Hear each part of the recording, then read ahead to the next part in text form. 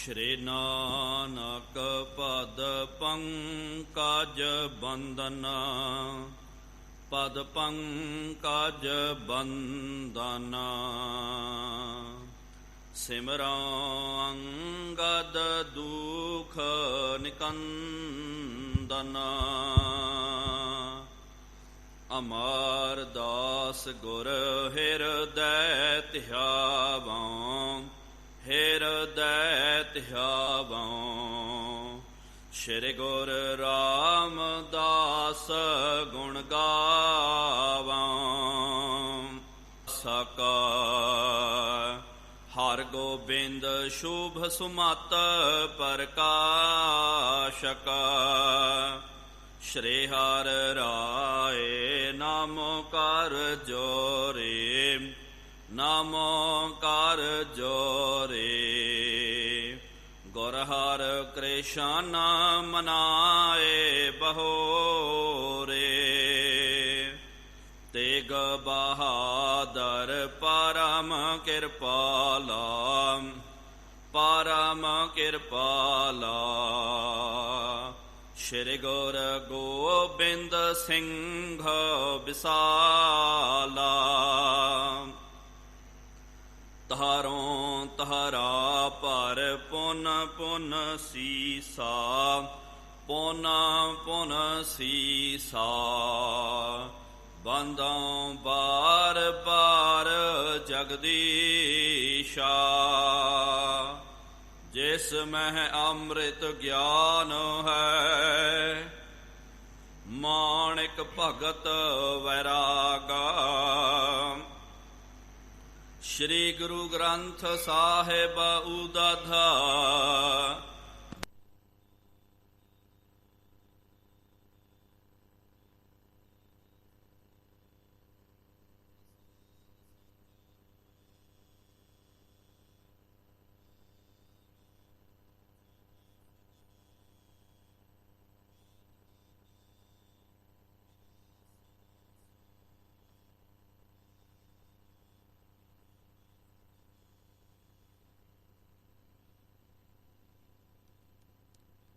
ਸਨਾ ਸੋਏ। ਸਤਨਾਮ ਸ਼੍ਰੀ ਵਾਹਿਗੁਰੂ ਸਾਹਿਬ ਜੀ। ਚੌਪਈ। ਗਣਪਤ ਆਦਿ ਬਿਘਨ ਕੇ ਹਰਤਾ, ਬ੍ਰਹਮਾਦਿਕ ਮੰਗਲ ਕੇ ਕਰਤਾ। ਸੁਰ ਗੁਰ ਆਦਿ ਸੁਮਤ ਕੇ ਦਾਨੀ, ਬਾਲਮੀਕ ਆਦਿ ਕਵਿ ਬਾਨੀ। ਗਣਪਤ ਆਦਿ ਬਿਘਨ ਕੇ ਹਰਤਾ, ਬ੍ਰਹਮਾਦਿਕ ਮੰਗਲ ਕੇ ਕਰਤਾ।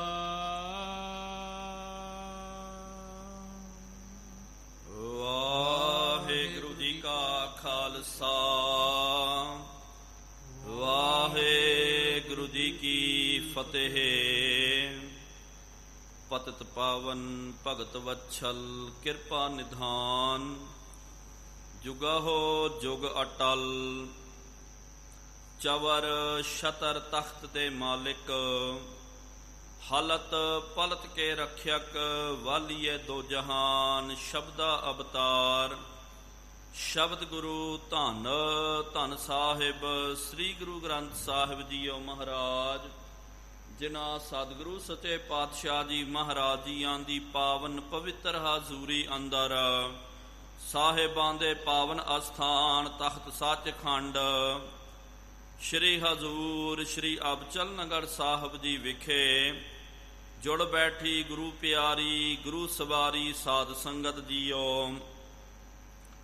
ਤਖਤ ਸਾਹਿਬ ਜੀ ਦੀ ਨਿਤ ਮਰਿਆਦਾ ਨਿਤਨੇਮ ਅਨੁਸਾਰ ਸ਼ਾਮਾਂ ਦੇ ਦੀਵਾਨ ਸਜ ਰਹੇ ਹਨ। ਸਜੇ ਹੋਏ ਪਾਵਨ ਦੀਵਾਨਾਂ ਦੇ ਵਿੱਚ ਗੁਰ ਇਤਿਹਾਸ ਦੀਆਂ ਕਥਾ ਵਿਚਾਰਾਂ ਸਰਵਣ ਕਰਨ ਦੇ ਲਈ ਆਪ ਸੰਗਤਾਂ ਹਾਜ਼ਰੀਆਂ ਭਰ ਰਹੇ ਹੋ। ਵਡ ਭਾਗੇ ਹੋ ਆਪ, ਜਿਨ੍ਹਾਂ ਨੂੰ ਸਤਿਗੁਰੂ ਸੱਚੇ ਪਾਤਸ਼ਾਹ ਜੀ ਮਹਾਰਾਜ ਜੀਆਂ ਦੀ ਪਾਵਨ ਸਤ ਸੰਗਤ ਕਰਨ ਦਾ ਸੁਭਾਗ ਅਵਸਰ ਪ੍ਰਾਪਤ ਹੋ ਰਿਹਾ ਹੈ। ਗੁਰ ਪ੍ਰਤਾਪ ਸੂਰਜ ਗ੍ਰੰਥ ਰਚਿਤ ਕਵੀ ਰਾਜ ਚੂੜਾਮਣੀ ਕਵੀ ਭਾਈ ਸੰਭਾ ਬੰਦਾ ਸਿੰਘ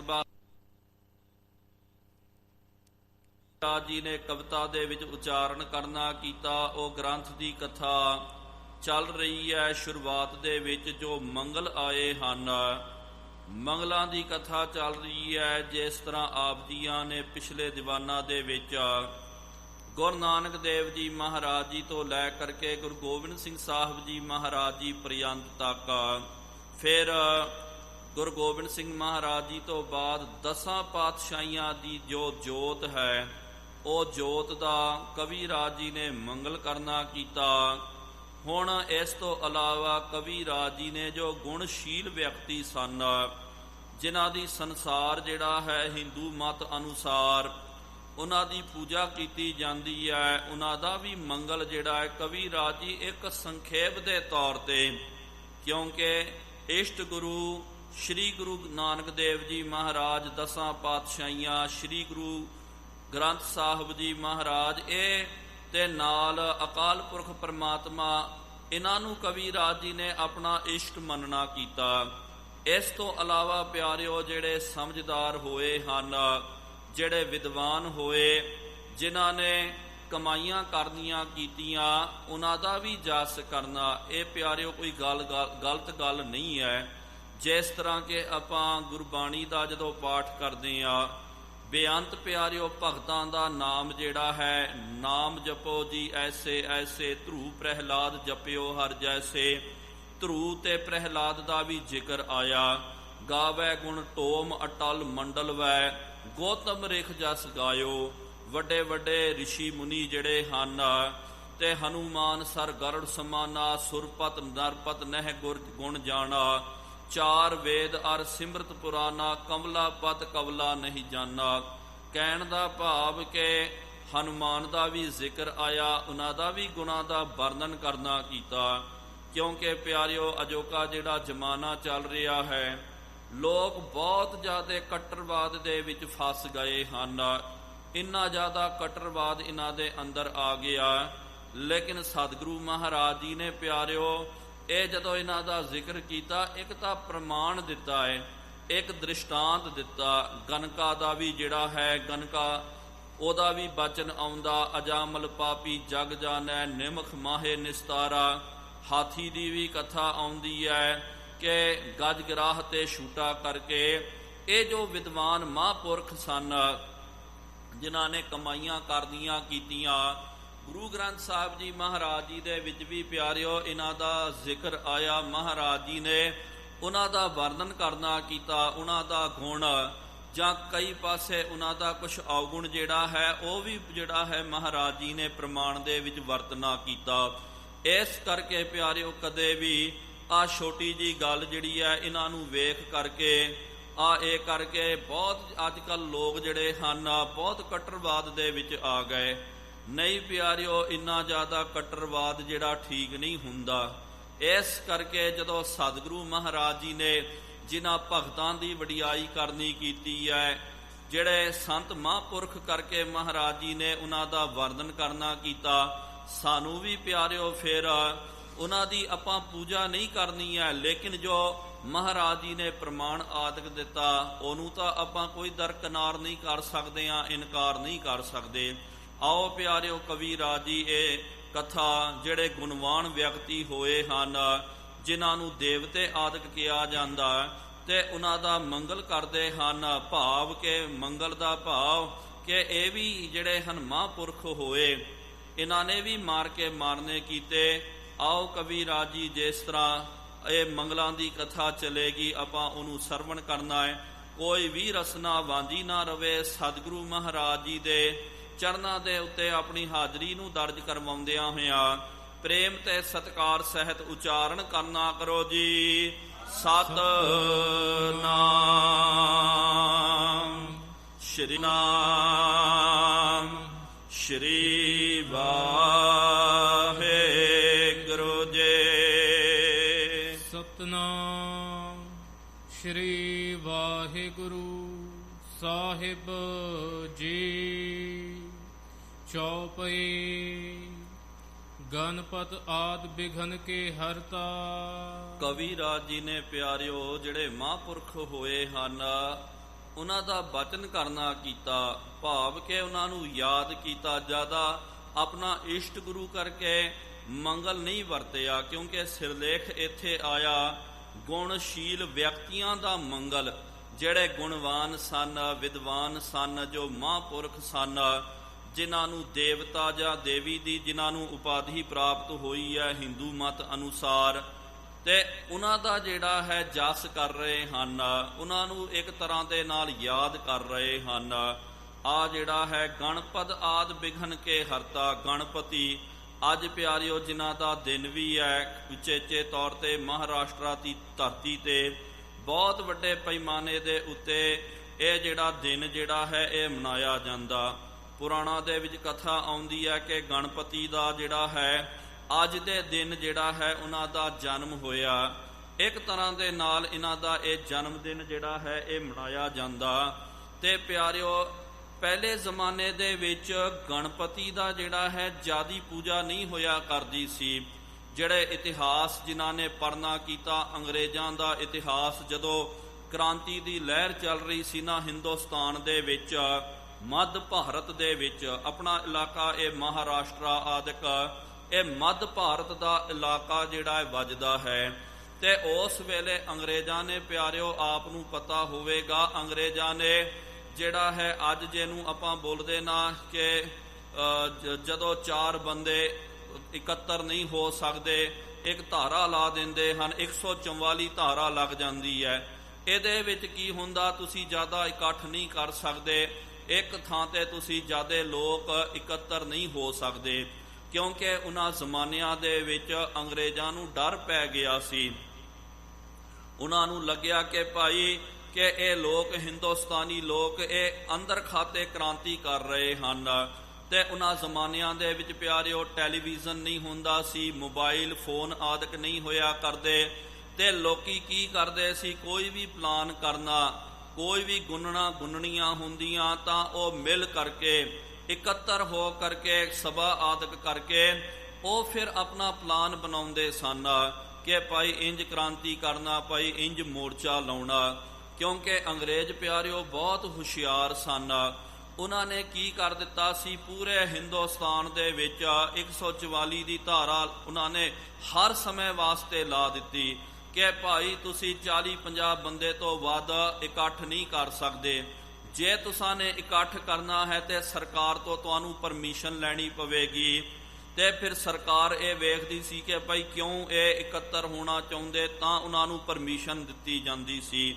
ਉਸ ਤੋਂ ਪਹਿਲੇ ਕਿਉਂਕਿ ਪਿਆਰਿਓ ਜਿਹੜੇ ਹੁਣ ਦਿਨ ਚੱਲ ਰਹੇ, ਇਹ ਬਚਨ ਵੀ ਦੇਖੋ ਸਬੱਬ ਦੇ ਨਾਲ ਉਹੀ ਅੱਜ ਦੇ ਦਿਨ ਆ ਗਿਆ। ਤੇ ਫਿਰ ਕੀ ਹੋਇਆ, ਮਹਾਰਾਸ਼ਟਰਾ ਦੇ ਇੱਕ ਬਹੁਤ ਉੱਘੇ ਕ੍ਰਾਂਤੀਕਾਰੀ ਹੋਏ, ਉਹਨਾਂ ਦਾ ਨਾਮ ਸੀ ਲੋਕਮਾਨਯ ਤਿਲਕ ਕਰਕੇ।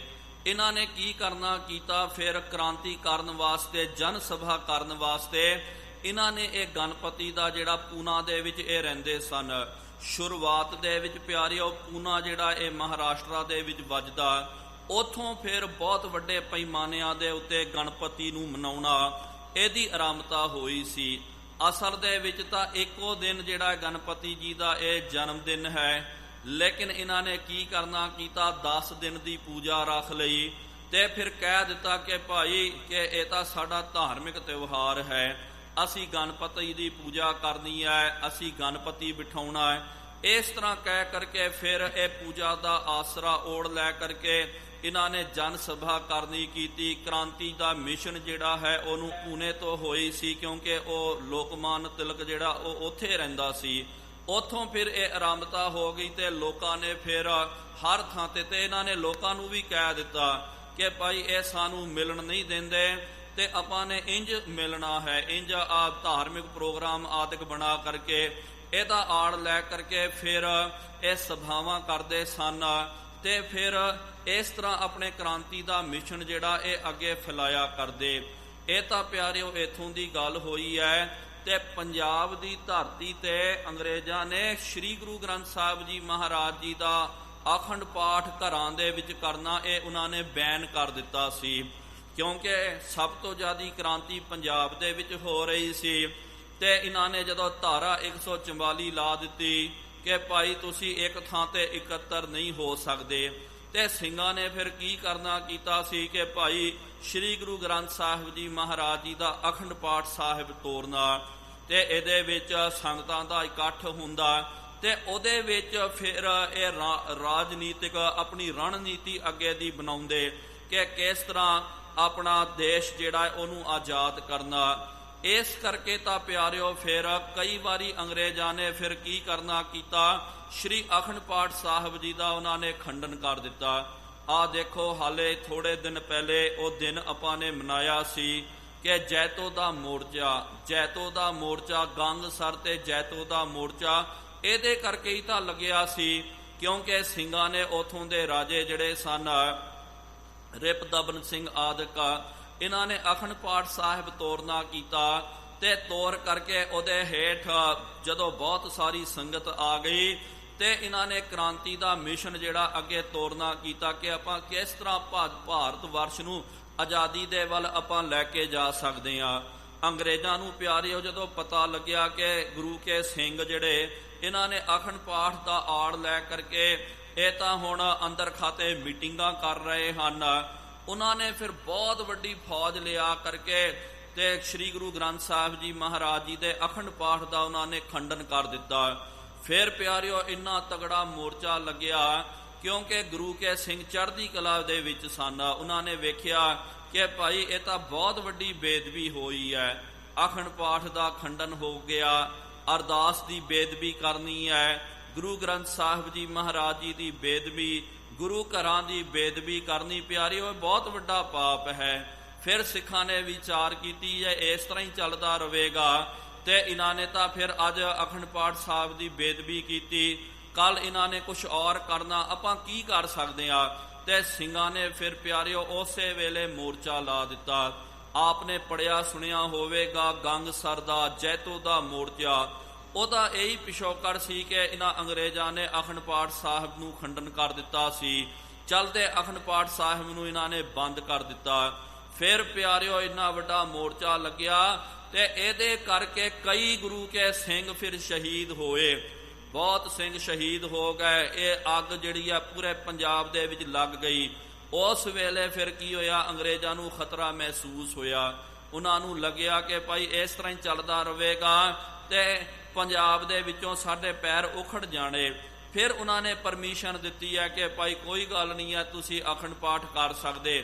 ਫਿਰ ਸਿੰਘਾਂ ਨੇ ਪਿਆਰਿਓ ਇੱਕ ਨਹੀਂ 100 ਅਖੰਡ ਪਾਠ ਦੀ ਫਿਰ ਕੋਤਰੀ ਤੋਰਨੀ ਕੀਤੀ ਹੈ। ਫਿਰ ਉਹਨਾਂ ਨੇ 100 ਅਖੰਡ ਪਾਠ ਸਾਹਿਬ ਦਾ ਭੋਗ ਪਾਇਆ, ਬਹੁਤ ਵੱਡਾ ਜਸ਼ਨ ਕਰਨਾ ਕੀਤਾ, ਭਾਵ ਕਿ ਬਹੁਤ ਵੱਡਾ ਸਮਾਗਮ ਹੋਇਆ ਤੇ ਅੰਗਰੇਜ਼ਾਂ ਨੂੰ ਦਿਖਾ ਦਿੱਤਾ ਸੀ ਕਿ ਅੰਗਰੇਜ਼ੋ ਜੇ ਖਾਲਸੇ ਦੇ ਨਾਲ ਪੰਗਾ ਲਾਓਗੇ ਤੇ ਖਾਲਸਾ ਅੜਨਾ ਲੜਨਾ ਤੇ ਭਿੜਨਾ ਵੀ ਜਾਣਦਾ ਹੈ। ਫਿਰ ਇਹਨਾਂ ਨੇ ਪਿਆਰਿਓ ਖਾਲਸੇ ਦੇ ਅੱਗੇ ਗੋਡੇ ਟੇਕ ਦਿੱਤੇ ਤੇ ਉਸ ਵੇਲੇ ਮੋਰਚੇ ਦੇ ਵਿੱਚ ਆਪਣਾ ਗਾਂਧੀ ਜਿਹੜਾ ਹੈ ਮੋਹਨਦਾਸ ਕਰਮਚੰਦ ਉਹ ਵੀ ਆਇਆ ਤੇ ਉਹਨੇ ਫਿਰ ਵਚਨ ਕਰਨਾ ਕੀਤਾ ਕਿ ਖਾਲਸਾ ਜੀ ਗੁਰੂ ਕੇ ਸਿੱਖੋ, ਜਿਸ ਤਰ੍ਹਾਂ ਤੁਸਾਂ ਨੇ ਦੇਖੋ ਆਜ਼ਾਦੀ ਦਾ ਇਹ ਜਿਹੜਾ ਮੋਰਚਾ ਲਾਉਣਾ ਕੀਤਾ, ਆਪਣੇ ਗੁਰੂ ਘਰਾਂ ਨੂੰ ਆਜ਼ਾਦ ਕਰ ਲਿਆ, ਇਸ ਤਰ੍ਹਾਂ ਹੀ ਤੁਹਾਡੀ ਜ਼ਿੰਮੇਵਾਰੀ ਕਰਨਾ ਬੈਨ ਕਰ ਦਿੱਤਾ। ਫਿਰ ਪਿਆਰਿਓ ਇਹ ਦਿਨ ਜਿਹੜੇ ਹਨ ਇੱਥੇ ਮਹਾਰਾਸ਼ਟਰ ਦੇ ਵਿੱਚ ਇਹ ਦਿਨ ਮਨਾਏ ਗਏ। ਅਸਲ ਦੇ ਵਿੱਚ ਗਣਪਤੀ ਜਿਹੜਾ ਜੇ ਆਪਾਂ ਵੇਖਦੇ ਹਾਂ ਪੁਰਾਣਾ ਦੇ ਵਿੱਚ ਪਿਆਰਿਓ ਇਹਨੂੰ ਫਿਰ ਵਿਘਨ ਕਰਤਾ ਦੇਵ ਮੰਨਿਆ ਗਿਆ।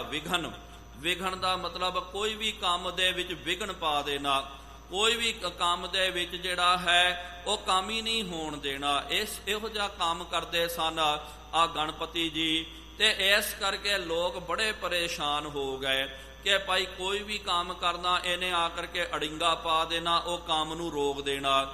ਫਿਰ ਸਿਆਣੇ ਜਿਸ ਤਰ੍ਹਾਂ ਕਹਿੰਦੇ ਨਾ ਕਿ ਭਾਈ ਜਿਹੜਾ ਵਿਘਨ ਕਰਦਾ ਨਾ, ਜਿਹੜਾ ਕੋਈ ਵੀ ਕੰਮ ਦੇ ਵਿੱਚ ਵਿਘਨ ਕਰਦਾ ਹੋਵੇ, ਸਭ ਤੋਂ ਪਹਿਲੇ ਭਾਈ ਉਹਦੀ ਪੂਜਾ ਕਰ ਲਿਓ, ਉਹਦੇ ਅੱਗੇ ਹੱਥ ਜੋੜ ਲਿਓ। ਜੇ ਵਿਘਨ ਕਰਨ ਵਾਲਾ ਪਿਆਰਿਓ ਸ਼ਾਂਤ ਹੋ ਜਾਵੇ, ਵਿਘਨ ਨਾ ਪਾਵੇ, ਉਹ ਫਿਰ ਕੰਮ ਤੁਹਾਡਾ ਖੁਦ ਬਾ ਖੁਦ ਰਾਸ ਹੋ ਜਾਂਦਾ। ਇਸ ਕਰਕੇ ਪਿਆਰਿਓ ਇੱਕ ਸ਼ਲੋਕ ਜਿਹੜਾ ਹੈ ਨਾ ਸੰਸਕ੍ਰਿਤ ਦੇ ਵਿੱਚ ਆਉਂਦਾ, ਉਹ ਬੜਾ ਪਿਆਰਾ ਹੈ ਕਿ ਦੁਸ਼ਟਾ ਪ੍ਰਥਮ ਵੰਦਤੇ। ਇਹ ਰਾਜਨੀਤਿਕ ਬਚਨ ਹੈ, ਇਹ ਸਿਆਣਾ ਦਾ ਬਚਨ ਹੈ ਕਿ ਜਿਹੜਾ ਬੰਦਾ ਦੁਸ਼ਟ ਹੁੰਦਾ, ਨਾ ਅੱਤ ਦਾ ਪਾਪੀ ਹੁੰਦਾ, ਗਲਤ ਬੰਦਾ, ਉਹਨੂੰ ਦੂਰੋਂ ਹੀ ਹੱਥ ਜੋੜ ਲੈਣੇ ਚਾਹੀਦੇ ਹਨ। ਦੁਸ਼ਟਾ ਪ੍ਰਥਮ ਬੰਦ ਤੇ, ਕਿਉਂਕਿ ਉਹ ਦੁਸ਼ਟ ਨੂੰ ਤੁਸੀਂ ਹੱਥ ਨਾ ਜੋੜੋ ਜਾਂ ਇਹ ਨਾ ਕਰੋ। ਇਹ ਰਾਜਨੀਤਿਕ ਬਚਨ ਹੈ, ਇਹ ਕੋਈ ਗੁਰੂ ਗ੍ਰੰਥ ਸਾਹਿਬ ਜੀ ਮਹਾਰਾਜ ਜੀ ਦਾ ਸਿਧਾਂਤ ਨਹੀਂ ਹੈ। ਉਹਨੂੰ ਤੁਸੀਂ ਰਾਜੀ ਕਰ ਦਿਓ, ਉਹ ਖੁਸ਼ ਹੋ ਜਾਂਦਾ, ਚੱਲ ਭਾਈ ਮੇਰੇ ਅੱਗੇ ਝੁਕ ਗਿਆ, ਉਹ ਵਿਘਨ ਨਹੀਂ ਪਾਉਂਦਾ। ਲੇਕਿਨ ਜੇ ਦੁਸ਼ਟ ਬੰਦੇ ਦੇ ਅੱਗੇ ਨਾ ਕਰੋ, ਨਾ ਝੁਕੋ, ਨਾ ਉਹਨੂੰ ਸਤਿ ਸ੍ਰੀ ਅਕਾਲ ਬੁਲਾਓ, ਉਹ ਕਹਿੰਦਾ ਹੈ ਇਹ ਬੜਾ ਵੱਡਾ ਹੋ ਗਿਆ, ਮੇਰੇ ਅੱਗੇ ਨਹੀਂ ਝੁਕਦਾ, ਚਲੋ ਕੀ ਕੰਮ ਕਰ ਰਿਹਾ ਭਾਈ, ਇਹਦੇ ਵਿੱਚ ਵਿਘਨ ਪਾ ਦੇਣਾ, ਦੁੱਧ ਦੇ ਵਿੱਚ ਕਾਂਜੀ ਪਾ ਦਿੰਦੇ, ਜਿਸ ਤਰ੍ਹਾਂ ਇਸ ਤਰ੍ਹਾਂ ਕੋਈ ਵੀ ਕੰਮ ਦੇ ਵਿੱਚ ਆ ਕਰਕੇ ਉਹ ਵਿਘਨ ਪਾ ਦਿਆ ਕਰਦੇ ਸਨ। ਇਸ ਤਰ੍ਹਾਂ ਹੀ ਇਹ ਗਣੇਸ਼ ਗਣਪਤੀ ਦਾ ਕੰਮ ਸੀ, ਤਾਂ ਕਰਕੇ ਲੋਕਾਂ ਨੇ ਕਿਹਾ ਕਿ ਭਾਈ ਇਹ ਹਰ ਪਾਸੇ ਵਿਘਨ ਪਾ ਦਿੰਦਾ। ਇਸ ਕਰਕੇ ਦੁਸ਼ਟਾ ਪ੍ਰਥਮ ਬੰਦ ਤੇ ਪਹਿਲੇ ਇਹਨੂੰ ਹੀ ਜਿਹੜਾ ਹੱਥ ਜੋੜ ਲਓ, ਤਾਂ ਫਿਰ ਉਹਦੀ ਪੂਜਾ ਜਿਹੜੀ ਆ ਸਭ ਤੋਂ ਪਹਿਲੇ। ਫਿਰ ਇਹ ਵੀ ਪੁਰਾਣਾ ਦੇ ਵਿੱਚ ਕਥਾ ਆਉਂਦੀ ਤੇ ਇਹਨਾਂ ਸਾਰਿਆਂ ਨੇ, ਦੇਵਤਿਆਂ ਨੇ, ਦੇਵੀਆਂ ਨੇ ਕਿਹਾ ਕਿ ਭਾਈ ਗਣੇਸ਼ ਜੀ ਆ ਤੁਸੀਂ ਇੰਨਾ ਵਿਘਨ ਕਿਉਂ ਕਰਦੇ ਹੋ, ਆ ਕੰਮ ਨਾ ਕਰਨਾ ਕਰੋ। ਤੇ ਉਹਨੇ ਅੱਗੋਂ ਕਹਿ ਦਿੱਤਾ ਕਿ ਭਾਈ ਜੇ ਸਭ ਤੋਂ ਪਹਿਲੇ ਤੁਸੀਂ ਮੇਰੀ ਪੂਜਾ ਕਰੋਗੇ ਤਾਂ ਮੈਂ ਵਿਘਨ ਨਹੀਂ ਕਰਾਂਗਾ ਤੁਹਾਡੇ ਕੰਮ ਦੇ ਵਿੱਚ। ਜੇ ਤੁਸੀਂ ਸਭ ਤੋਂ ਪਹਿਲੇ ਮੇਰਾ ਆਵਾਹਨ ਨਹੀਂ ਕਰਨਾ ਕੀਤਾ ਤੇ ਮੈਂ ਫਿਰ ਵਿਘਨ ਜ਼ਰੂਰ ਪਾਉਣਾ। ਤੇ ਇਸ ਤਰ੍ਹਾਂ ਫਿਰ ਪਿਆਰਿਓ ਹਿੰਦੂ ਮਤ ਦੇ ਵਿੱਚ ਉਹਨਾਂ ਦੀ ਪੂਜਾ ਜਿਹੜੀ ਹੈ ਹੋਣੀ ਜਿਹੜੀ ਹੈ ਸ਼ੁਰੂ ਹੋ ਗਈ ਸੀ। ਤੇ ਲੋਕ ਜਿਹੜੇ ਹਨ ਵਿਘਨਾਂ ਤੋਂ ਬਚਣ ਵਾਸਤੇ ਕੋਈ ਵੀ ਕੰਮ ਕਰਨਾ, ਹਰ ਕੋਈ ਕਹਿੰਦਾ ਕਿ ਯਾਰ ਵਿਘਨ ਜਿਹੜਾ ਪੈਣ ਤੋਂ ਪਹਿਲਾਂ ਹੀ ਉਹਨੂੰ ਨਮਸਕਾਰ ਕਰ ਲਿਓ। ਹਿੰਦੂ ਮਤ ਦੇ ਵਿੱਚ ਪਿਆਰਿਓ ਇਸ ਤਰ੍ਹਾਂ ਇਹਨਾਂ ਦੀ ਪੂਜਾ ਜਿਹੜੀ ਆ ਆਰੰਭ ਹੋ ਗਈ ਸੀ। ਤੇ ਆਪਣਾ ਇਹ ਇਲਾਕਾ ਜਿਹੜਾ ਹੈ ਨਾ ਪਿਆਰਿਓ ਹਜੂਰ ਸਾਹਿਬ ਦਾ, ਇਹ ਦੱਖਣ ਦੇ ਵਿੱਚ ਵੱਜਦਾ, ਮੱਧ ਭਾਰਤ ਦੇ ਵਿੱਚ ਵੱਜਦਾ ਹੈ। ਤੇ ਫਿਰ ਬਹੁਤਾਤ ਦੇ ਵਿੱਚ ਇੱਥੇ ਜਨਸੰਖਿਆ ਜਿਹੜੀ ਹੈ ਹਿੰਦੂ ਵੀਰਾਂ ਦੀ ਹੈ। ਆਸ ਪੜੋਸ ਦੇ ਵਿੱਚ ਆਪਾਂ ਰਹਿੰਦੇ ਸੀ, ਇਹ ਕਰਦੇ ਸੀ। ਤੇ ਕਈ ਸਾਡੇ ਗੁਰੂ ਕੇ ਸਿੱਖ ਜਿਹੜੇ ਪਿਆਰਿਓ, ਜਦੋਂ 19 ਜਾਦੀ ਜਿਹੜੀ ਹੈ ਆਪਣੀ ਹਸਤੀ ਦਾ ਪਤਾ ਨਹੀਂ ਸੀ, ਤੇ ਫਿਰ ਉਹਨਾਂ ਨੂੰ ਵੇਖ ਕਰਕੇ ਚਲੋ ਜੀ ਗਣਪਤੀ ਬਿਠਾਉਣਾ। ਅਸੀਂ ਪਹਿਲੇ ਆਪ ਬਚਪਨ ਦੇ ਵਿੱਚ ਵੇਖਿਆ, ਆਸ-ਪਾਸ ਦੇ ਜਿੰਨੇ ਵੀ ਗਲੀ ਮੁਹੱਲਿਆਂ ਦੇ ਵਿੱਚ ਤੇ ਗੁਰੂ ਕੇ ਸਿੰਘ ਬੱਚੇ ਆਦਿ ਮਿਲ ਕਰਕੇ ਗਣਪਤੀ ਬਿਠਾਉਂਦੇ ਸਨ। ਲੇਕਿਨ ਪਿਆਰਿਓ ਸਤਿਗੁਰੂ ਮਹਾਰਾਜ ਜੀ ਦੀ ਬਹੁਤ ਜ਼ਿਆਦੀ ਕਿਰਪਾ ਇਹ 3-4 ਸਾਲਾਂ ਤੋਂ ਹੋ ਰਹੀ ਹੈ। ਜਿਹੜੇ ਹਜੂਰੀ ਸਾਡੇ ਨੌਜਵਾਨ ਬਜ਼ੁਰਗ ਜਾਂ ਜਿਹੜੇ ਨਗਰ ਨਿਵਾਸੀ, ਉਹਨਾਂ ਨੂੰ ਪਤਾ ਹੋਵੇਗਾ। ਅੱਜ ਤੋਂ ਪਿਆਰਿਓ 8-10 ਸਾਲ ਪਹਿਲਾਂ ਤੁਸੀਂ ਵੇਖੋ, ਝਾਤ ਮਾਰੋ, ਤਕਰੀਬਨ ਆਪਾਂ ਵੀ ਜਿਹੜੇ ਹਨ, ਸਾਡੇ ਵੀ ਜਿਹੜੇ ਗੁਰਭਾਈ, ਉਹ ਉਸ ਪਾਸੇ ਲੱਗੇ ਹੋਏ ਹੁੰਦੇ ਸਨ ਕਿ ਚਲੋ ਜੀ ਬਿਠਾ ਲਿਆ, ਉੱਥੇ ਭੰਡਾਰਾ ਆਦਿ ਕਰ ਲਿਆ। ਲੇਕਿਨ 3-4 ਸਾਲਾਂ ਤੋਂ ਪਿਆਰਿਓ ਬਹੁਤ ਜ਼ਿਆਦੀ ਸਾਡੇ ਆਪਣੇ ਇਲਾਕੇ ਦੇ ਵਿੱਚ ਇਹ ਚੇਤਨਾ ਆਈ, ਇੱਕ ਤਰ੍ਹਾਂ ਦੀ ਇਹ ਕ੍ਰਾਂਤੀ ਆਈ। ਸਾਨੂੰ ਪਤਾ ਚੱਲਿਆ ਕਿ ਭਾਈ ਆਪਾਂ ਰੋਜ਼ ਪੜ੍ਹਦੇ ਹਾਂ, ਮੈਨਾ ਗਣੇਸ਼ ਹੈ ਪ੍ਰਥਮ ਮਨਾਉ, ਕਿਸ਼ਨ ਬਿਸ਼ਨ ਕਬਹੂ ਨ ਧਿਆਉ। ਆਪਾਂ ਮੰਨਦੇ ਹਾਂ, ਫਿਰ ਵੀ ਇਹਦੀ ਪੂਜਾ ਕਰਦੇ। ਫਿਰ ਪਿਆਰਿਓ ਸਮਝ ਆਈ ਤੇ ਆਪਾਂ ਗੁਰਪੁਰਬ ਜਿਹੜੇ ਹਨ ਉਹ ਮਨਾਉਣੇ ਸ਼ੁਰੂ ਕਰ ਦਿੱਤੇ। ਤੇ ਅੱਜ ਤੋਂ ਪਹਿਲਾਂ ਪਿਆਰਿਓ ਜਿਹੜੇ ਸਾਡੇ ਬਜ਼ੁਰਗ ਹੁਣ ਸੁਣਦੇ ਹੋਣਗੇ, ਉਹਨਾਂ ਨੂੰ ਪਤਾ ਹੋਵੇਗਾ, ਅੱਜ ਤੋਂ 10-15 ਸਾਲ ਪਹਿਲਾਂ ਦੀ ਗੱਲ ਹੈ, 10-12 ਸਾਲ। ਉਹ ਤੋਂ ਪਹਿਲੇ ਗੁਰਪੁਰਬ ਵੀ ਜਿਹੜੇ ਹਨ, ਗੁਰੂ ਨਾਨਕ ਦੇਵ ਜੀ ਮਹਾਰਾਜ ਜੀ ਦਾ ਕੱਤਕ ਦਾ ਗੁਰਪੁਰਬ ਮਨਾ ਲਿਆ, ਤੇ ਜਨਮ ਸਤਮੀ ਦਾ ਮਨਾ ਲੈਂਦੇ ਸਨ। ਗੁਰਤਾ ਗੱਦੀ ਦਾ ਵੀ ਪਿਆਰਿਓ ਗੁਰਪੁਰਬ ਜਿਹੜਾ ਹੈ ਜ਼ਿਆਦਾ ਵੱਡਾ ਨਹੀਂ ਹੋਇਆ ਕਰਦਾ ਸੀ। ਦੀਵਾਲੀ ਦਾ ਬਹੁਤ ਵੱਡੇ ਪੈਮਾਨੇ ਦੇ ਵਿੱਚ ਮਨਾਉਣਾ, ਤਾਂ ਔਰ ਜਿਹੜਾ ਇਹ ਪਹਿਲੇ ਪ੍ਰਕਾਸ਼ ਦਾ ਪੂਰੇ ਸਾਲ ਦੇ ਵਿੱਚ ਪਿਆਰਿਓ 3-4 ਹੀ ਜਿਹੜੇ ਚੋਣਵੇਂ ਗੁਰਪੁਰਬ ਜਿਹੜੇ ਹਨ, ਉਹ ਪਿਆਰਿਓ ਕਿ ਇਹਦੀ ਗਲਤੀ ਨਹੀਂ ਕਹਿ ਸਕਦੇ ਹਾਂ। ਆਮ ਲੋਕਾਚਾਰੀ ਦੇ ਵਿੱਚ ਵਿਚਰਦੇ ਸੀ, ਪ੍ਰਚਾਰ ਦਾ ਬੜਾ ਅਭਾਵ ਸੀ, ਪ੍ਰਚਾਰ ਗੁਰਮਤਿ ਪ੍ਰਚਾਰ ਜ਼ਿਆਦਾ ਨਹੀਂ ਹੋਇਆ ਕਰਦਾ, ਇਸ ਕਰਕੇ ਆਪਾਂ ਉਸ ਪਾਸੇ ਲੱਗੇ ਹੋਏ। ਲੇਕਿਨ ਅੱਜ ਜਿਹੜੀ ਆ ਪ੍ਰਚਾਰ ਪ੍ਰਸਾਰ ਵੀ ਹੋ ਰਿਹਾ, ਸਿੱਖਾਂ ਦੇ ਮਨ ਦੇ ਵਿੱਚ ਵੀ ਪਿਆਰਿਓ ਚੇਤਨਾ ਆ ਰਹੀ ਹੈ। ਤੇ ਕਦੇ ਜਿਹੜੇ ਨੌਜਵਾਨ ਗਣਪਤੀ ਦੇ ਅੱਗੇ ਬਹੁਤ ਅੱਗੇ ਵੱਧ ਕਰਕੇ ਕੰਮ ਕਰਿਆ ਕਰਦੇ ਸੀ, ਨੱਚਿਆ ਕਰਦੇ ਸਨ, ਅੱਜ ਫਿਰ ਉਹਨਾਂ ਨੂੰ ਸ਼ਰਮ ਮਹਿਸੂਸ ਹੋ ਰਹੀ ਹੈ। ਉਹਨਾਂ ਨੂੰ ਲੱਗ ਰਿਹਾ ਕਿ ਨਹੀਂ ਭਾਈ ਇਹ ਆਪਾਂ ਗਲਤ ਕਰ ਰਹੇ ਸੀ। ਕੋਈ ਗੱਲ ਨਹੀਂ ਹੈ ਪਿਆਰਿਓ, ਗਿਲਾਨੀ ਕਿਹਦੇ ਨਾਲ ਵੀ ਨਹੀਂ ਕਰਨੀ ਚਾਹੀਦੀ ਹੈ। ਇਸ ਕਰਕੇ ਇੱਕ ਵਿਸ਼ੇਸ਼ ਕਰਕੇ ਇਹ ਦਾਸ ਵੱਲੋਂ ਬੇਨਤੀ ਹੈ, ਬੇਸ਼ੱਕ ਪਿਆਰਿਓ ਇਹ ਆਪਣੀ ਭਾਵਨਾ ਹੈ। ਆਪਾਂ ਸਤਿਗੁਰੂ ਮਹਾਰਾਜ ਜੀ ਨੂੰ ਸਮਰਪਿਤ ਹੋ ਕਰਕੇ ਗੁਰਪੁਰਬ ਮਨਾਉਣਾ, ਦਿਨ ਤਿਉਹਾਰ ਮਨਾਉਣੇ, ਲੇਕਿਨ ਜਿਹੜਾ ਆਪਣੇ ਮਤ ਅਨੁਸਾਰ ਹਿੰਦੂ ਵੀਰ ਆਪਣੇ ਮਤ ਅਨੁਸਾਰ ਉਹ ਆਪਣੇ ਦਿਨ ਤਿਉਹਾਰ ਮਨਾਉਂਦੇ, ਕਦੇ ਪਿਆਰਿਓ ਉਹਨਾਂ ਦੇ ਉੱਤੇ ਭੈੜੀ ਨਿਗਾਹ ਦੇ ਨਾਲ ਉਹਨਾਂ ਦੇ ਉੱਤੇ ਕਟਾਕਸ਼ ਨਹੀਂ ਕਰਨਾ ਚਾਹੀਦਾ। ਉਹ ਉਹਨਾਂ ਦੀ ਆਪਣੀ ਮਤ ਹੈ, ਉਹਨਾਂ ਦੇ ਉਹ ਆਪਣੇ ਦੇਵਤੇ ਹਨ, ਜੋ ਮਰਜ਼ੀ ਉਹ ਮੰਨੀ ਜਾਣ। ਸਾਨੂੰ ਪਿਆਰਿਓ ਕੋਈ ਅਧਿਕਾਰ ਨਹੀਂ ਹੈ, ਬਸ ਸਨਮਾਨ ਰੱਖਣਾ ਚਾਹੀਦਾ, ਆਪਣੇ ਧਰਮ ਦੇ ਵਿੱਚ ਪ੍ਰਪੱਕ ਰਹਿਣਾ ਚਾਹੀਦਾ। ਅਕਸਰ ਪਿਆਰਿਓ ਇਹ ਹੁੰਦਾ ਤੇ ਆਪਾਂ ਕੀ ਕਰਦੇ ਆ, ਉਹਨਾਂ ਦਾ ਖੰਡਨ ਦੇ ਵਿੱਚ ਲੱਗ ਜਾਂਦੇ, ਲੈ ਭਾਈ ਇਹ ਕਰਦੇ ਆ ਉਹ ਕਰਦੇ ਆ। ਇਹ ਪਿਆਰਿਓ ਗਲਤ ਗੱਲ ਹੈ। ਤੇ ਅੱਜ ਤੋਂ ਤਕਰੀਬਨ ਇਹ ਦਾਸ, ਕਿਉਂਕਿ ਇਤਿਹਾਸ ਦਾ ਸਾਡੇ ਵੀ ਸਿੰਘਾਂ ਨੂੰ ਲੋਕਾਂ ਨੂੰ ਪਤਾ ਹੋਣਾ ਚਾਹੀਦਾ। ਅੱਜ ਤੋਂ ਕਈ ਸਾਲ ਪਹਿਲਾਂ ਜਦੋਂ ਬਾਬਾ ਹਰਨਾਮ ਸਿੰਘ ਜੀ ਲੰਗਰ ਸਾਹਿਬ ਜੀ ਦੇ ਮੁਖੀ ਹੋਇਆ ਕਰਦੇ, ਉਹਨਾਂ ਦੇ ਵੇਲੇ ਦੀ ਪਿਆਰਿਓ ਇੱਕ ਘਟਨਾ ਹੈ। ਇੱਕ ਵਾਰੀ ਕੀ ਹੋਇਆ ਕਿ ਆ ਜਿਹੜਾ ਮੁੰਡਾ ਆਪਣਾ ਵੱਜਦਾ ਨਾ ਟੌਰ, ਤੇ ਉਹਦੇ ਪਿਛਲੇ ਪਾਸੇ ਉਥੋਂ ਗਣਪਤੀ ਆਦਿਕ ਨਿਕਲ ਰਹੇ ਸਨ। ਉਹ ਵਿਸਰਜਨ ਦਾ ਦਿਨ ਸੀ ਤੇ ਹਿੰਦੂ ਮੁਸਲਮਾਨਾਂ ਦੀ ਪਿਆਰਿਓ ਲੜਾਈ ਹੋ ਗਈ। ਇੰਨੀ ਜ਼ਿਆਦੀ ਲੜਾਈ ਹੋਈ ਸੀ ਤੇ ਮੁਸਲਮਾਨਾਂ ਨੇ ਜਿਹੜੇ ਦੰਗਈ ਜਿਹੜੇ ਸਨ, ਸਾਰੇ ਤਾਂ ਆਪਾਂ ਕਹਿ ਨਹੀਂ ਸਕਦੇ ਆ, ਲੇਕਿਨ ਜਿਹੜੇ ਭੈੜੀ ਪ੍ਰਵਿਰਤੀ ਦੇ ਲੋਕ ਦੰਗਈਆਂ ਨੇ ਇੰਨਾ ਜ਼ਿਆਦਾ ਉਤਪਾਤ ਕਰਨਾ ਕੀਤਾ, ਮੂਰਤੀਆਂ ਨੂੰ ਭੰਨ ਦਿੱਤਾ ਤੇ ਜਿਹੜੇ ਸਨ ਉਹਨਾਂ ਨੂੰ ਇਹ ਪੂਜਾ ਕਰਨ ਵਾਲਿਆਂ ਨੂੰ ਮਾਰ ਕੇ ਭਜਾ ਦਿੱਤਾ। ਉਸ ਵੇਲੇ ਪਿਆਰਿਓ ਬਜ਼ੁਰਗ ਕਿਹਾ ਕਰਦੇ, ਸਾਡੇ ਵੀ ਬਜ਼ੁਰਗਾਂ ਨੂੰ ਪਤਾ ਹੋਵੇਗਾ, अब पिछले पूरा इलाका टावर तो उस पासे दा चौंक वाला इलाका जिन्हों बोलते, इन्होंने प्यारियों मूर्तियां छड़ के भज के निकल गए। फिर पुलिस भी जिहड़ी है जदों कंप्लेन करनी की, पुलिसां ने भी हाथ चक दिते कि भाई उन्हां दा तुरकां दा इलाका असी जा नहीं सकते हाँ। कोई प्यारियों अगे नहीं आया। उस वेले महापुरखां नूं बेनती कीती सी बाबा हरनाम सिंह जी, ते कोई प्यारियों डर नहीं है, कोई बंदूखा नहीं, कुछ नहीं है, सीधा महापुरख गए। इन्ना सत्कार होया करदा सी। आप उन्होंने जा करके और कईयां नूं हिंदुआं नूं उन्हां नूं लै करके पूरियां मूर्तियां जिहड़ियां हन उन्हां नूं कहा करके, क्योंकि सारियां दा सन्मान करदे सन। महापुरख उहनूं ही आपां कहंदे आ जिहड़ा प्यारियों भै काहू को देत नह नह पै मानत आन।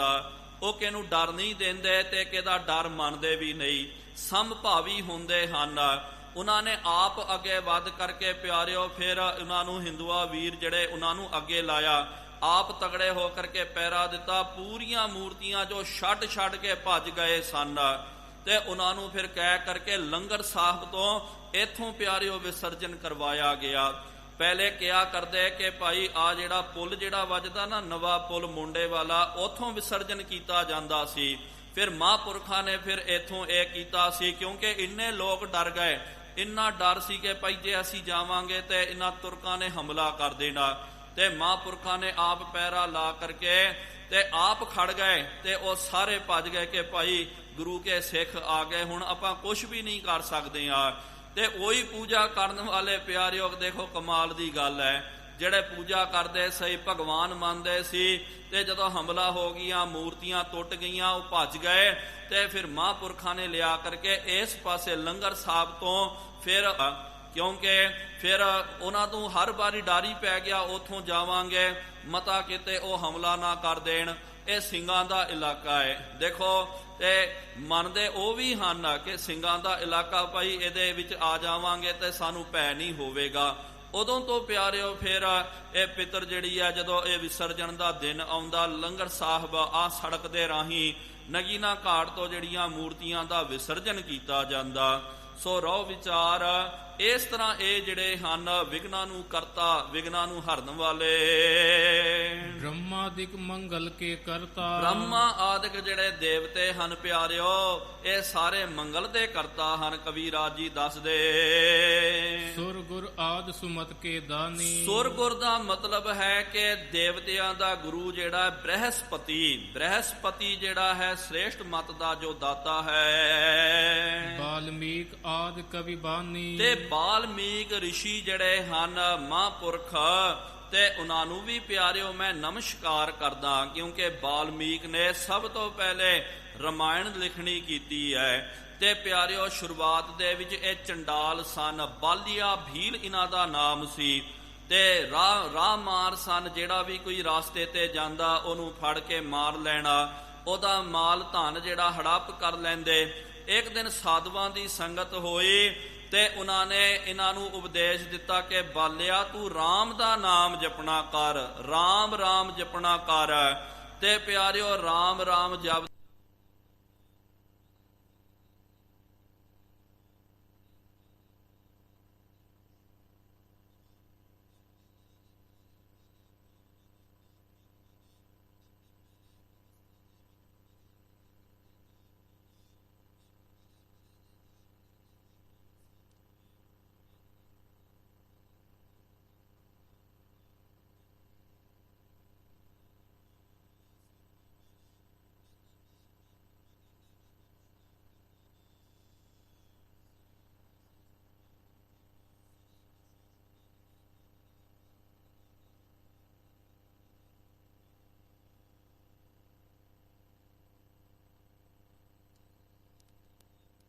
ਨੇ ਰਾਜਧਾਨੀ ਦਿੱਤੀ ਹੈ। ਆਦ ਅਗਸਤ ਤਪੀਸ਼ਰ ਸਾਰੇ, ਤੇ ਅਗਸਤ ਆਦਿਕ ਜੋ ਤਪੀਸ਼ਵਰ ਹਨ, ਮਹਾਂਪੁਰਖ ਹਨ। ਵਿਆਸ ਆਦ ਵੇਦਨ ਕੇ ਪਾਰੇ, ਤੇ ਵਿਆਸ ਜੀ ਜਿਹੜੇ ਹਨ ਵੇਦ ਵਿਆਸ, ਇਹਨਾਂ ਨੇ ਪਿਆਰਿਓ ਵੇਦਾਂ ਦਾ ਅਨੁਵਾਦ ਕਰਨਾ ਕੀਤਾ, ਵੇਦਾਂ ਨੂੰ ਇਹਨਾਂ ਨੇ ਵੀ ਲਿਖਣਾ ਕੀਤਾ ਹੈ। ਤੇ ਨਾਲ 18 ਪੁਰਾਣ ਤੇ ਸਿਮਰਤੀਆਂ ਦੇ ਕਰਤਾ ਤਰਤਾ ਲੇਖਕ ਜਿਹੜੇ ਇਹ ਵਿਆਸ ਜੀ ਹਨ, ਬਹੁਤ ਵੱਡੇ ਮਹਾਂਪੁਰਖ ਹੋਏ। ਤੇ ਹਿੰਦੂ ਮਤ ਦੇ ਵਿੱਚ ਇਹਨਾਂ ਨੂੰ ਗੁਰੂ ਦਾ ਦਰਜਾ ਜਿਹੜਾ ਹੈ ਇਹ ਦਿੱਤਾ ਗਿਆ। ਤੇ ਗੁਰਪੂਰਨਿਮਾ ਜਿਹੜੀ ਇਹ ਹਿੰਦੂ ਮਤ ਅਨੁਸਾਰ ਮਨਾਉਂਦੇ ਹਨ। ਕਈ ਪਿਆਰਿਓ ਇਹ ਰੀਸੋ ਰੀਸੀ ਆਪਾਂ ਵੀ ਵੇਖ ਰਹੇ ਆ, ਆਪਣੇ ਵੀ ਕਈ ਜਿਹੜੇ ਹਨ ਗੁਰੂ ਕੇ ਸਿੱਖ, ਉਹਨਾਂ ਨੂੰ ਵੇਖ ਕਰਕੇ ਜੀ ਗੁਰੂ ਪੂਰਨਿਮਾ ਤੇ ਆਪਣਾ ਜਿਹੜਾ ਤੇ ਜੇ ਤੋਂ ਕੁਝ ਪੜ੍ਹਦੇ ਲਿਖਦੇ ਉਹਨੂੰ ਬਿਠਾ ਕਰਕੇ ਜੀ ਗੁਰੂ ਪੂਰਨਿਮਾ ਉਹਦੀ ਪੂਜਾ ਕਰਨੀ। ਨਹੀਂ ਪਿਆਰਿਓ, ਮਰਿਆਦਾ ਸਾਡਾ ਤਾਂ ਗੁਰੂ ਸ੍ਰੀ ਗੁਰੂ ਗ੍ਰੰਥ ਸਾਹਿਬ ਜੀ ਮਹਾਰਾਜ। ਇਹ ਨਹੀਂ ਹੈ ਕਿ ਇੱਕ ਦਿਨ ਆਪਣੇ ਉਸਤਾਦ ਦੀ ਗੁਰੂ ਦੀ ਪੂਜਾ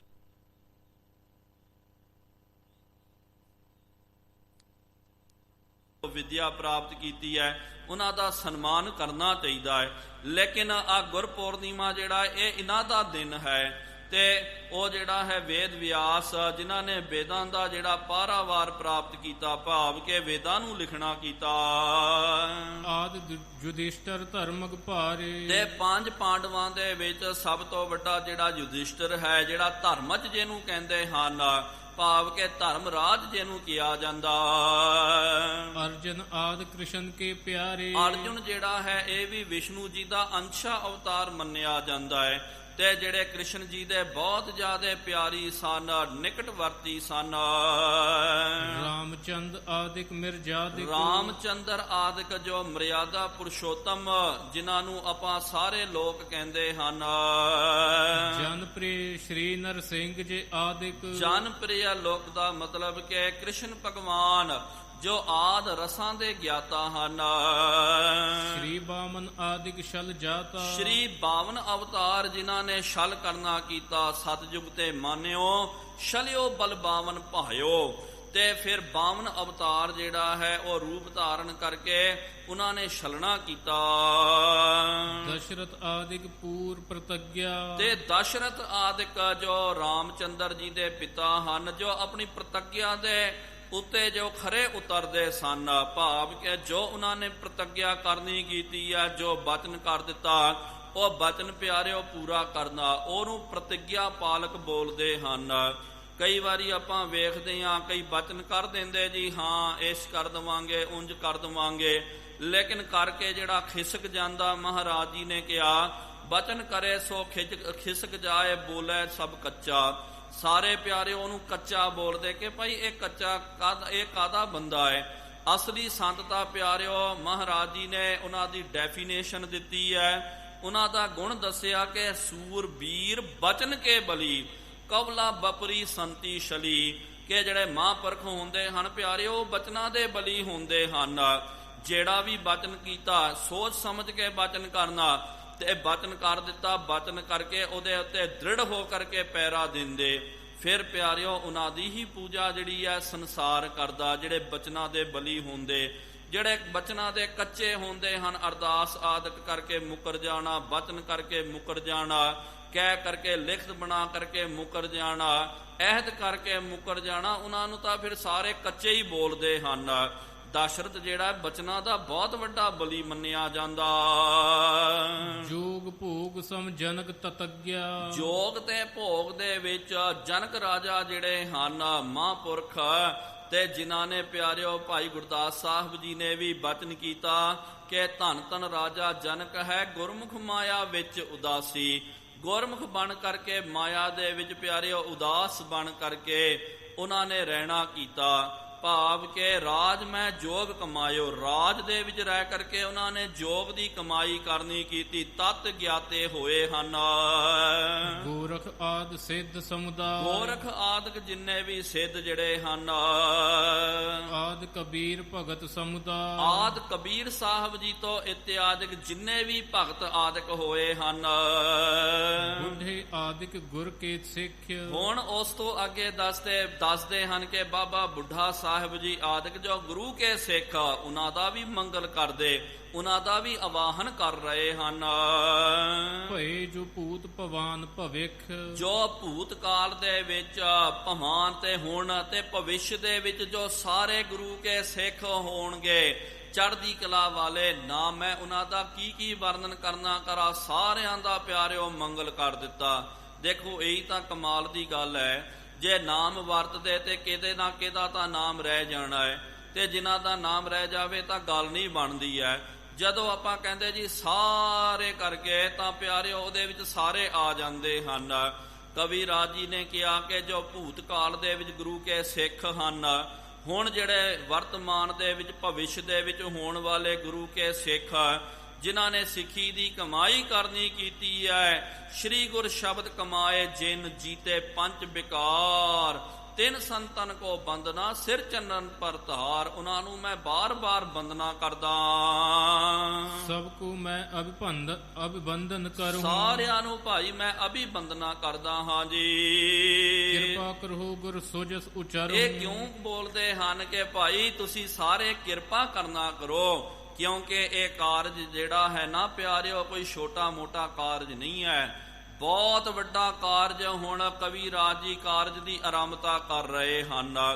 ਜਦੋਂ ਵੀ ਪਿਆਰਿਓ ਆਪਾਂ ਵੀ ਕੀ ਕਰਦੇ ਹਾਂ, ਸਿਆਣੇ ਮਨੁੱਖ ਜਿਨ੍ਹਾਂ ਨੂੰ ਕੋਈ ਅਨੁਭਵ ਹੁੰਦਾ, ਗਿਆਨ ਹੁੰਦਾ ਨਾ, ਕੋਈ ਵੀ ਕੰਮ ਜਦੋਂ ਕਰਦੇ, ਕਾਰਜ ਦੀ ਆਰੰਭਤਾ ਕਰਦੇ, ਛੋਟੇ ਤੋਂ ਛੋਟਾ ਵੀ ਕਾਰਜ ਕਰਨਾ, ਤਾਂ ਵੀ ਪਿਆਰਿਓ ਉਹ ਗੁਰੂਆਂ ਦਾ ਆਵਾਹਨ ਕਰਦੇ ਹਨ ਕਿ ਭਾਈ ਸਿੱਖਾ ਜਦੋਂ ਤੂੰ ਘੋੜੇ ਦੇ ਉੱਤੇ ਚੜੇਗਾ, ਭਾਵ ਕਿ ਕਾਠੀ ਦੇ ਉੱਤੇ ਬੈਠੇਗਾ, ਬੈਠਦੇ ਸਾਰੀ ਫੇਰ ਅੱਖ ਬੰਦ ਕਰਕੇ ਤੂੰ ਰੱਬ ਨੂੰ ਯਾਦ ਕਰਨਾ ਕਰ।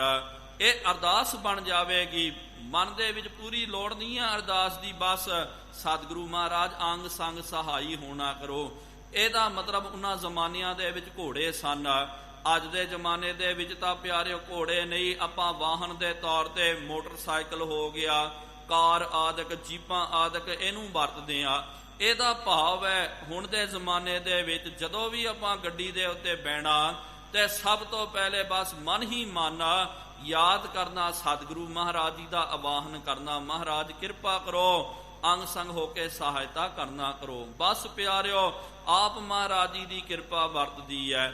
ਹਰ ਕੰਮ ਕਰਨਾ, ਕੋਈ ਵੀ ਕੰਮ ਕਰਨਾ, ਛੋਟੇ ਤੋਂ ਛੋਟਾ, ਵੱਡੇ ਤੋਂ ਵੱਡਾ, ਤੇ ਗੁਰੂ ਸਾਹਿਬਾਂ ਨੂੰ ਜ਼ਰੂਰ ਚੇਤੇ ਕਰਨਾ ਹੈ।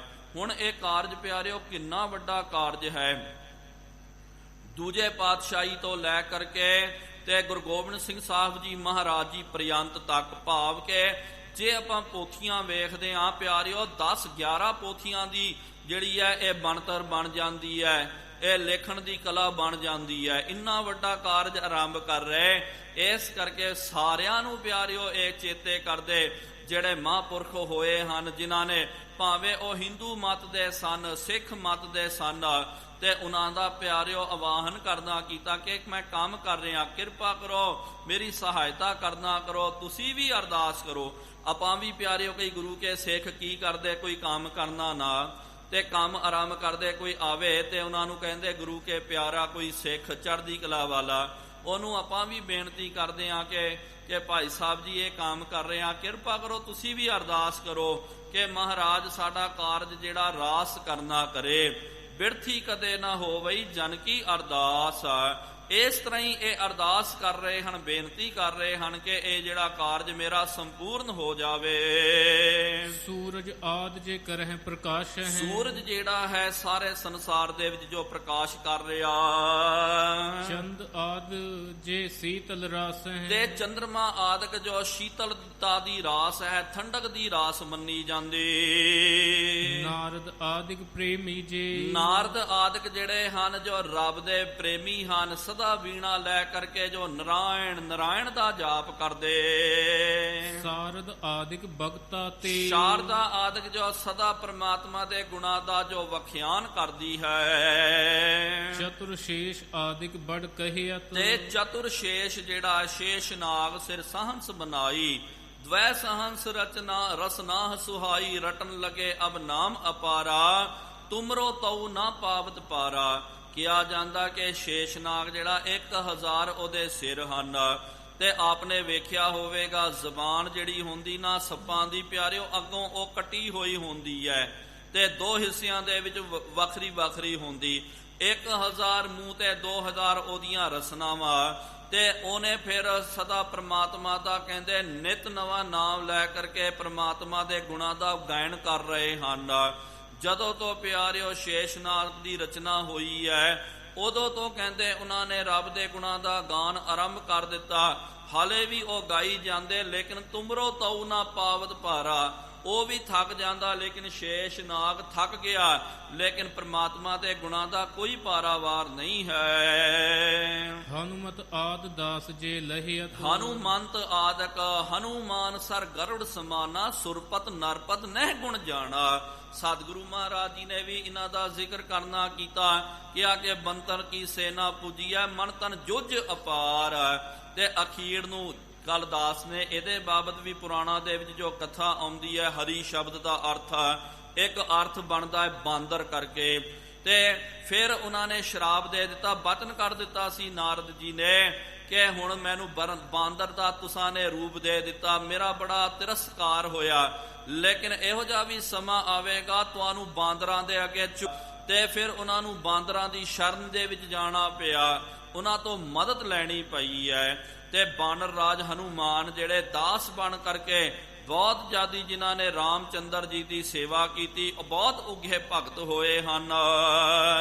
ਸਭ ਕੇ ਪ੍ਰਿਥਮੈ ਨਾਮ ਸਿਮਰਿਉ, ਤੇ ਸਭ ਕੇ ਪ੍ਰਿਥਮੈ ਸਾਰਿਆਂ ਦਾ ਪਿਆਰਿਓ ਪਹਿਲੇ ਮੈਂ ਇਹਨਾਂ ਦਾ ਨਾਮ ਚੇਤੇ ਕਰਦਾ ਹਾਂ। ਧਰ ਪਰ ਧਰ ਸਿਰ ਨਮੋ ਉਚਰਿਉ, ਤੇ ਉਹਨਾਂ ਨੂੰ ਫਿਰ ਮੈਂ ਨਮਸਕਾਰ ਕਰਦਾ ਬਾਰ-ਬਾਰ ਹੱਥ ਜੋੜ ਕਰਕੇ ਕਿ ਭਾਈ ਆ ਇੰਨਾ ਵੱਡਾ ਮੈਂ ਕਾਰਜ ਕਰ ਰਿਹਾ, ਤੁਸੀਂ ਸਾਰੇ ਮਹਾਂਪੁਰਖ ਹੋ, ਤੁਸੀਂ ਵੀ ਅਰਦਾਸ ਕਰਨਾ ਕਰੋ, ਕਿਰਪਾ ਕਰਕੇ ਸਤਿਗੁਰੂ ਮਹਾਰਾਜ ਇਹ ਜਿਹੜਾ ਹੈ ਲਿਖਣ ਦੀ ਕਿਰਿਆ, ਇਹ ਗ੍ਰੰਥ ਮੇਰਾ ਸੰਪੂਰਨ ਹੋ ਜਾਵੇ। ਸਭ ਵਿਦ ਹੋਹਿ ਸਹਾਇਕ ਮੇਰੇ, ਹਰ ਤਰ੍ਹਾਂ ਦੇ ਨਾਲ ਜਿਨ੍ਹਾਂ ਦਾ ਇੱਥੇ ਉੱਤੇ ਕਵੀ ਰਾਜ ਜੀ ਨੇ ਵਰਣਨ ਕਰਨਾ ਕੀਤਾ, ਹਰ ਤੇ ਤੁਸਾਂ ਮੇਰੀ ਸਹਾਇਤਾ ਕਰਨੀ ਹੈ, ਅਰਦਾਸ ਕਰਨੀ ਹੈ। ਬਿਗਨ ਬਿਨਾਸ਼ੋ ਰਹਿ ਮਮ ਨੇਰੇ, ਤੇ ਮੇਰੇ ਲਾਗੇ ਰਹਿ ਕਰਕੇ ਬਿਗਨ ਬਿਨਾਸ਼ਨ, ਭਾਵ ਕੇ ਵਿਘਨ ਜਿਹੜੇ ਹਨ, ਜੋ ਵੀ ਵਿਘਨ ਆਵੇਗਾ ਉਹਨਾਂ ਵਿਘਨਾਂ ਦਾ ਤੁਸੀਂ ਨਾਸ਼ ਕਰ ਦੇਣਾ ਕਰੋ। ਕਿਉਂਕਿ ਪਿਆਰਿਓ ਵਿਘਨ ਜਿਹੜਾ ਕੋਈ ਵੀ ਆਪਾਂ ਕੰਮ ਕਰਦੇ ਹਾਂ, ਕਈ ਵਾਰੀ ਆਪਾਂ ਵੇਖਦੇ ਹਾਂ ਕਿ ਆਪਾਂ ਕੋਈ ਕੰਮ ਕਰਦੇ ਤੇ ਕਈ ਤਰ੍ਹਾਂ ਦੇ ਪਿਆਰਿਓ ਵਿਘਨ ਆ ਜਾਇਆ ਕਰਦੇ ਹਨ। ਨਿੱਕਾ ਜਿਹਾ ਵੀ ਵਿਘਨ ਆ ਗਿਆ ਤੇ ਪਿਆਰਿਓ ਉਹ ਕੰਮ ਜਿਹੜਾ ਪੂਰਾ ਨਹੀਂ ਹੁੰਦਾ। ਆ ਕਵੀ ਰਾਜ ਜੀ ਜਦੋਂ ਸਮਾਪਤੀ, ਇਹ ਗ੍ਰੰਥ ਦੀ ਜਦੋਂ ਸਮਾਪਤੀ ਹੁੰਦੀ ਹੈ, ਉਸ ਵੇਲੇ ਉਹਨਾਂ ਨੇ ਇੱਕ ਬੜਾ ਪਿਆਰਾ ਬਚਨ ਕਰਨਾ ਕੀਤਾ ਕਿ ਕਿਸ ਤਰ੍ਹਾਂ ਵਿਘਨਾਂ ਦੀ ਨਿਵਰਤੀ ਹੁੰਦੀ ਹੈ, ਕਿਸ ਤਰ੍ਹਾਂ ਵਿਘਨ ਜਿਹੜੇ ਹਨ ਪ੍ਰਮਾਤਮਾ ਕੋਈ ਵਿਦ ਬਿਨਾ ਕਰਕੇ ਕੱਟ ਦਿੰਦਾ। ਕਿਉਂਕਿ ਜਦੋਂ ਇਹਨਾਂ ਨੇ ਪੂਰਾ ਗ੍ਰੰਥ ਜਦੋਂ ਲਿਖ ਰਹੇ ਸਨ, ਸਮਾਪਤੀ ਜਦੋਂ ਹੋ ਗਈ ਸੀ, ਉਸ ਤੋਂ ਬਾਅਦ ਕੀ ਹੋ ਗਿਆ, ਪੂਰਾ ਗ੍ਰੰਥ ਇਹਨਾਂ ਨੇ ਲਿਖ ਲਿਆ। ਲਿਖ ਕਰਕੇ ਕੈਂਥਲ ਦੇ ਵਿੱਚ ਇਹ ਮੌਜੂਦ ਸਨ, ਕਪਿਸਥਲੀ ਉਹਨੂੰ ਕਿਹਾ ਜਾਂਦਾ ਸੀ ਹਰਿਆਣਾ ਦੇ ਵਿੱਚ, ਜੋ ਕੈਂਥਲ ਵੱਜਦਾ, ਕੈਂਥਲ ਦੇ ਵਿੱਚ ਹੀ ਬੂੜੀਆਂ ਵੀ ਜਿਹੜਾ ਇਹ ਹਰਿਆਣਾ ਦੇ ਵਿੱਚ ਹੀ ਵੱਜਦਾ। ਫਿਰ ਇਹ ਗ੍ਰੰਥ ਜਿਹੜਾ ਜ਼ਿਆਦਾ ਕਰਕੇ ਕੈਂਥਲ ਦੇ ਵਿੱਚ ਉਹਨਾਂ ਨੇ ਸੰਪੂਰਨ ਕੀਤਾ। ਫਿਰ ਪਿਆਰਿਓ ਉੱਥੇ ਕੀ ਹੋਇਆ, ਬੜਾ ਝਗੜਾ ਜਿਹਾ ਪੈ ਗਿਆ ਤੇ ਹਿੰਦੂਆਂ ਦਾ ਤੇ ਮੁਸਲਮਾਨਾਂ ਦਾ ਬੜਾ ਝਗੜਾ ਪੈ ਗਿਆ।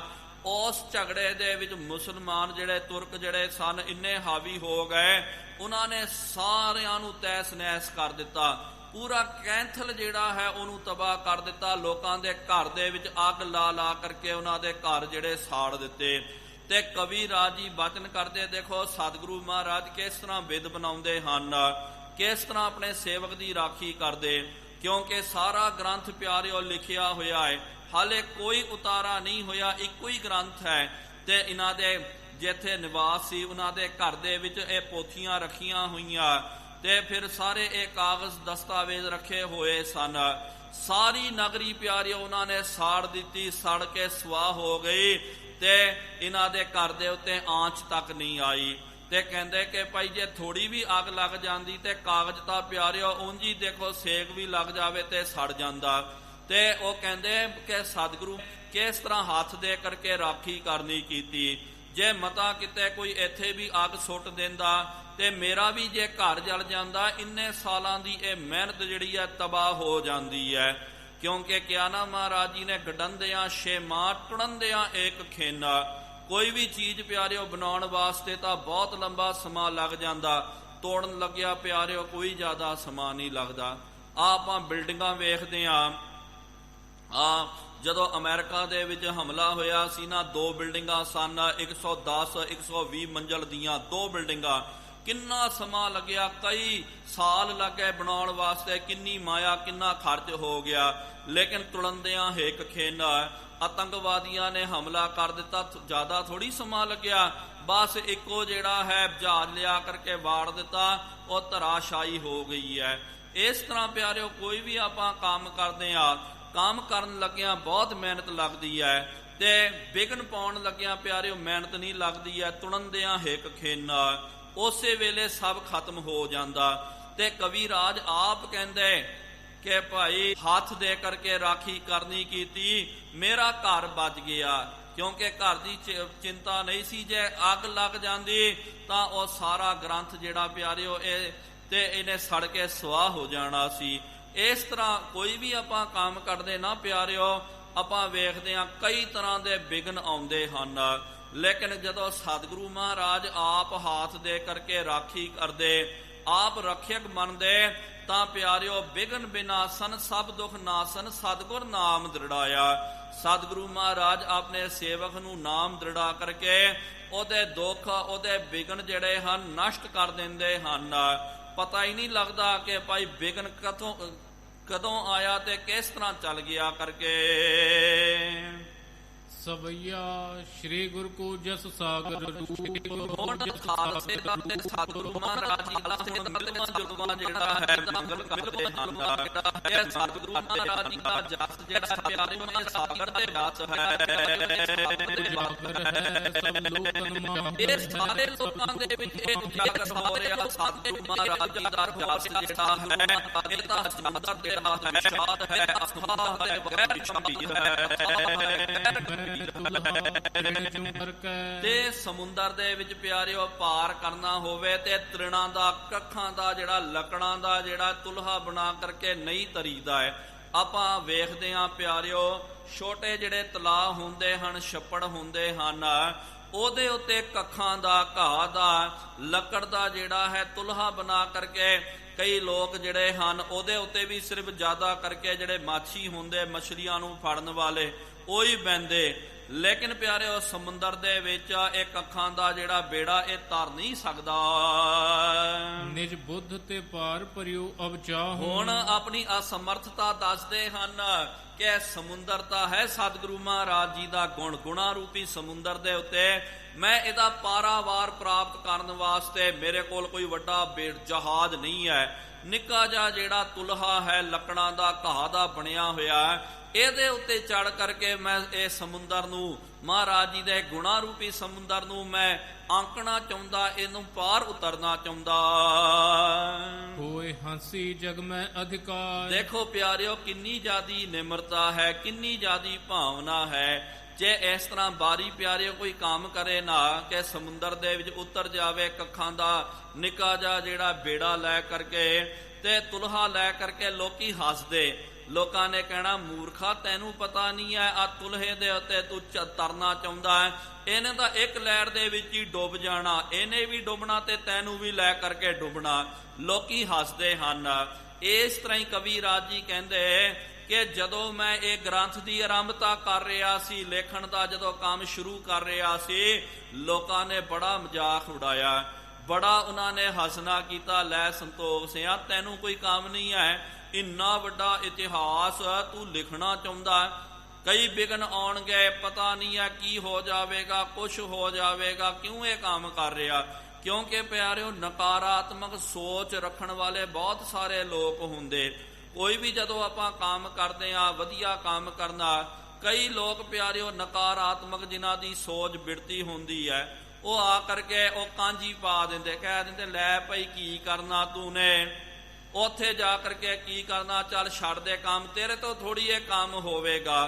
ਕਈ ਵਾਰੀ ਪਿਆਰਿਓ ਕਈ ਜਗਿਆਸੂ ਗੁਰੂ ਘਰ ਦੇ ਵਿੱਚ ਆਉਂਦੇ, ਕਈ ਪਿਆਰਿਓ ਕਈ ਵਾਰੀ ਵੇਖਿਆ ਇੱਕ ਜਿਹੜੇ ਸਨ ਕੋਈ ਬਜ਼ੁਰਗ ਸਾਡੇ ਕੋਲ ਸੰਥਿਆ ਕਰਨ ਵਾਸਤੇ ਆਉਂਦੇ ਸਨ, ਤੇ ਫਿਰ ਕੀ ਹੋਇਆ, ਜਦੋਂ ਉਹਨਾਂ ਨੇ ਆਰੰਭ ਕਰਨੀ ਕੀਤੀ ਸੰਥਿਆ, ਕੁਛ ਵੀ ਨਹੀਂ ਆਉਂਦਾ, ਊੜਾ ਆੜਾ ਵੀ ਨਹੀਂ ਆਉਂਦਾ। ਜਦੋਂ ਪੜ੍ਹਨਾ ਸ਼ੁਰੂ ਕੀਤਾ ਤੇ ਪਰਿਵਾਰ ਵਾਲਿਆਂ ਨੇ, ਨਾਲਦਿਆਂ ਨੇ ਇੰਨੀ ਮਜ਼ਾਕ ਉਡਾਈ ਗਿਆ, ਲੈ ਭਾਈ ਹੁਣ ਤਾਂ ਬੁੱਢਾ ਹੋ ਰਿਹਾ, ਦਾੜੀ ਤੇਰੀ ਚਿੱਟੀ ਹੋ ਗਈ ਹੈ, ਹੁਣ ਤੂੰ ਪੜ੍ਹਨਾ ਚਾਹੁੰਦਾ, ਬਚਪਨ ਦੇ ਵਿੱਚ ਤਾਂ ਨਹੀਂ ਪੜ੍ਹਿਆ, ਹੁਣ ਸੰਥਿਆ ਕਰਨੀ ਚਾਹੁੰਦਾ, ਹੁਣ ਊੜਾ ਆੜਾ ਪੜ੍ਹਨਾ ਚਾਹੁੰਦਾ, ਗੁਰਬਾਣੀ ਦੀ ਸੰਥਿਆ ਕਰਨੀ ਚਾਹੁੰਦਾ।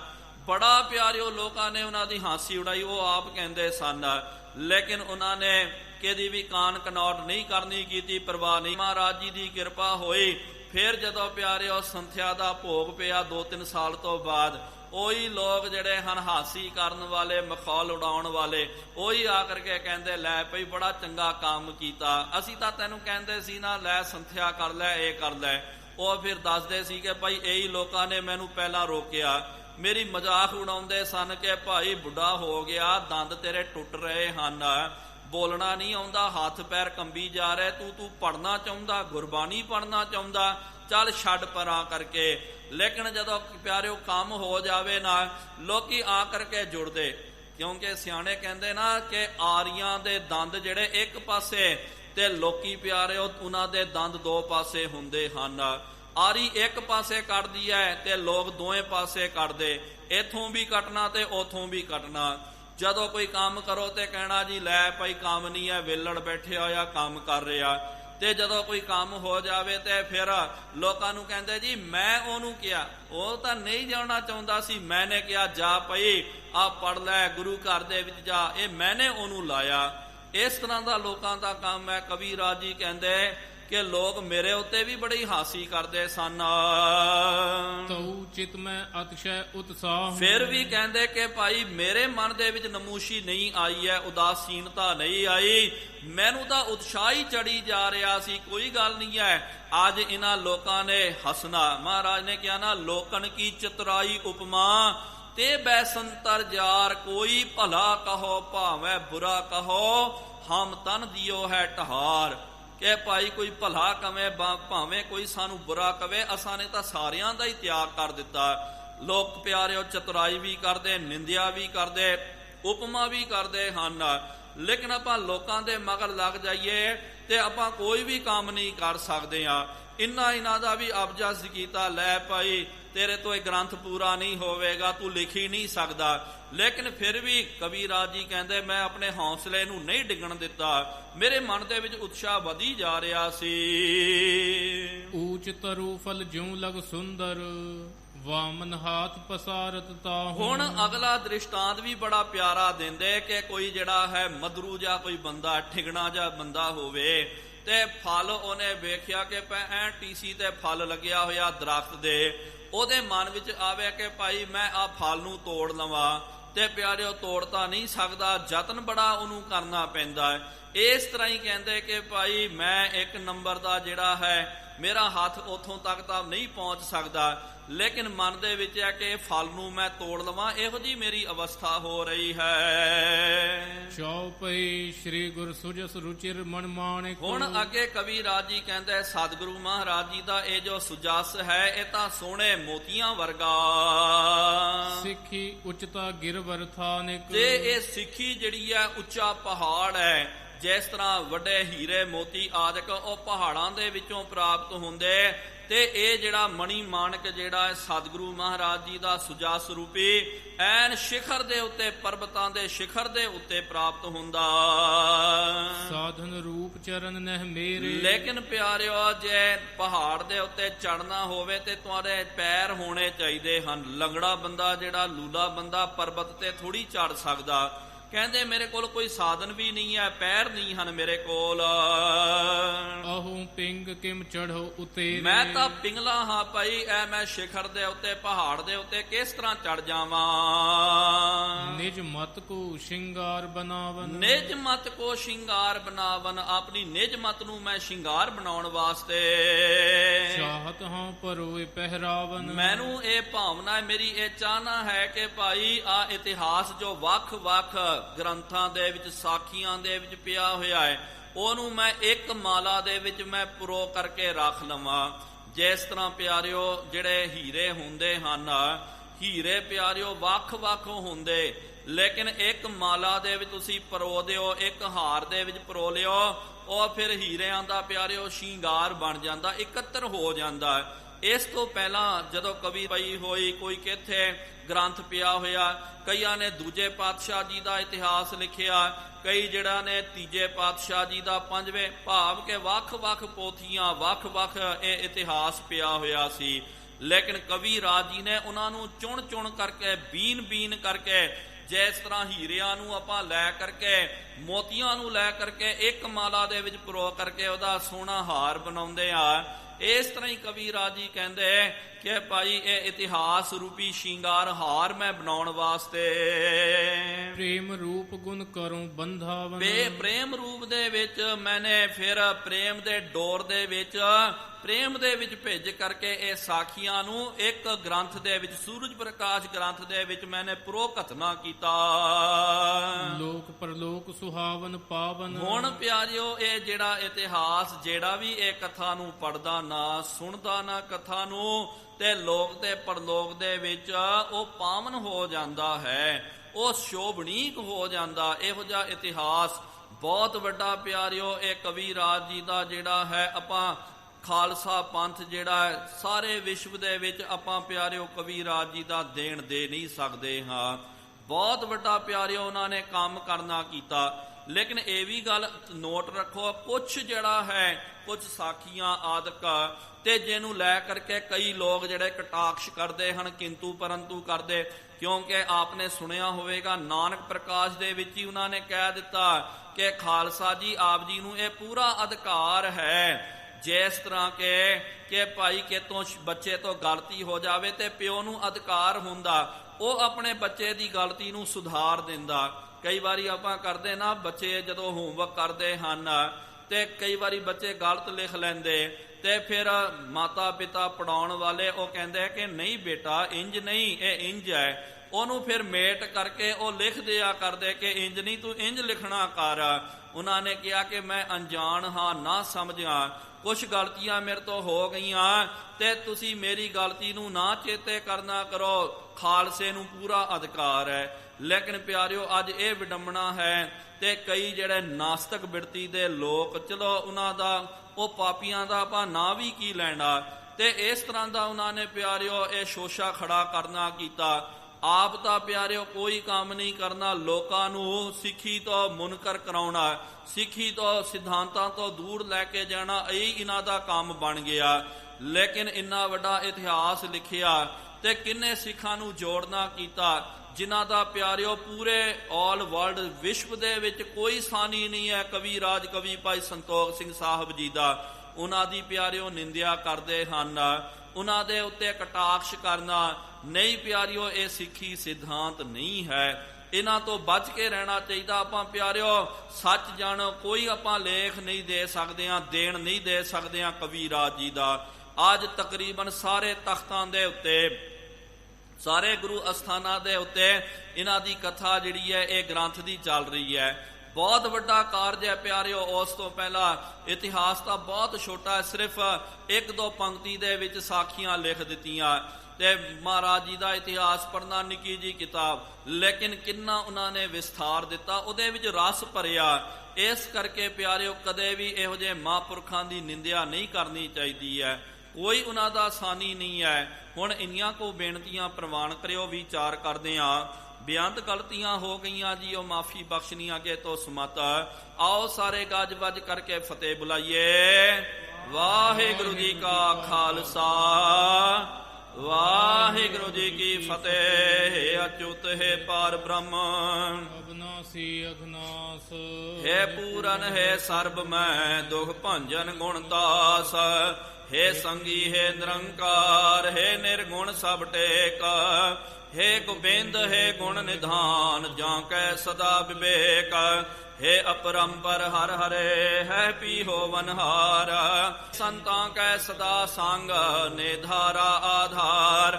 हे ठाकुर हूँ दासरो, मैं निर्गुण गुण नहीं कोए। निध दयाल एक अखर हर मन बसत, नानक होत निहाल। वाहिगुरु नाम जहाज है, चढ़े सो उतरै पार। जो शरधा कर सेवंदे, गुर पार उतारण हार। कथा निता प्रत होत है, ਸੁਨਹੁ ਸੁ ਸਿੰਘ ਸੁਜਾਨ। नानक गुरु गोबिंद सिंह जी, सदा करै कल्याण। नानक गुरु गोबिंद सिंह जी, सदा करै कल्याण। एक ओंकार ਸਤਨਾਮ ਕਰਤਾ ਪੁਰਖ, ਨਿਰਭਉ ਨਿਰਵੈਰ ਅਕਾਲ ਮੂਰਤ। ਅਜੂਨੀ ਸੈਭੰ ਗੁਰ ਪ੍ਰਸਾਦ ਜਪ। ਆਦ ਸੱਚ ਜੁਗਾਦ ਸੱਚ, ਹੈ ਵੀ ਸੱਚ। ਨਾਨਕ ਹੋਸੀ ਭੀ ਸੱਚ।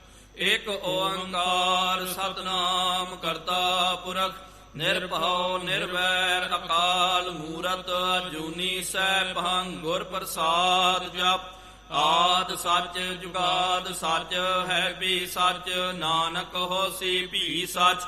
एक ओंकार सतनाम करता पुरख, निरभउ निर्वैर अकाल मूरत। अजूनी सैभं गुर प्रसाद जप। आद सच जुगाद सच, है भी सच। नानक होसी भी सच। एक ओंकार सतनाम ਕਰਤਾ ਪੁਰਖ, ਨਿਰਭਉ ਨਿਰਵੈਰ ਅਕਾਲ ਮੂਰਤ। ਅਜੂਨੀ ਸੈਭੰ ਗੁਰ ਪ੍ਰਸਾਦ ਜਪ। ਆਦ ਸਚ ਜੁਗਾਦ ਸਚ, ਹੈ ਵੀ ਸਚ। ਨਾਨਕ ਹੋਸੀ ਵੀ ਸਚ। ਇੱਕ ਓੰਕਾਰ ਸਤਨਾਮ ਕਰਤਾ ਪੁਰਖ, ਨਿਰਭਉ ਨਿਰਵੈਰ ਅਕਾਲ ਮੂਰਤ। ਅਜੂਨੀ ਸੈਭੰ ਗੁਰ ਪ੍ਰਸਾਦ ਜਪ। ਆਦ ਸਚ ਜੁਗਾਦ ਸਚ, ਹੈ ਵੀ ਸਚ। ਨਾਨਕ ਹੋਸੀ ਵੀ ਸਚ।